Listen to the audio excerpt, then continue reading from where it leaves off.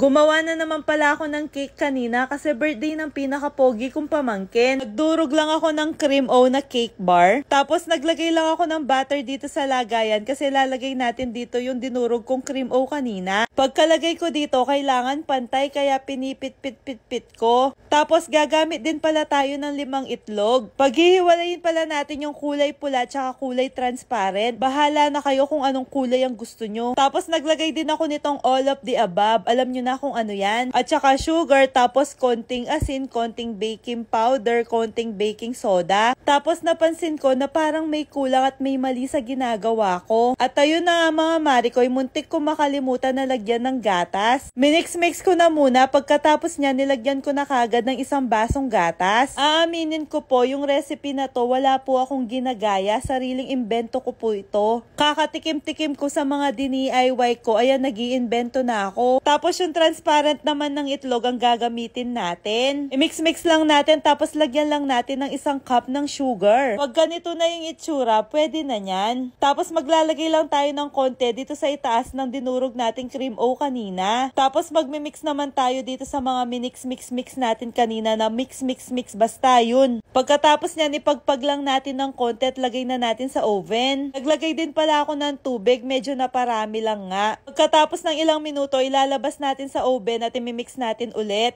Tapos ipapasok na ulit natin sa oven at wala na yung tubig. Pagkatapos ng 30 minutes, eto na, luto na, mainit-init pa. Tinanggal ko na kagad sa lagayan para mabilis lumamig. Kung akala nyo po na sunog, di po yan sunog. Sinadya kong ganyan talaga yan. Yung minix natin na transparent ng itlog at saka sugar, yan. Habang pinapalamig ko, gagawa naman tayo ng icing. Gagamit lang ako ng Everwhip. Mix-mix lang natin ulit. Pamix-mix lang lagi. Pag binakong mo, talang menabu, okay na yan. Tapos ayan na, magde-decoration na tayo. Sensya na, wala akong masyadong kagamitan, di pa ako nakakabili. Pinagtsatsagahan ko na muna kung anong meron dito sa amin. Tapos gagamit lang pala tayo ng cream o na pang dekorasyon din. Alam nyo yung mga content kong to, sobrang nakakapagod kaya saludo ako sa mga nagbe-bake. Tapos gumamit lang pala ako ng kaibigan para pang dekorasyon, este plastic. Napansin ko meron pa pala kaming ganito na nabili ko sa Shopee. Kaya yan, nilagay-lagay ko na rin dyan. Tapos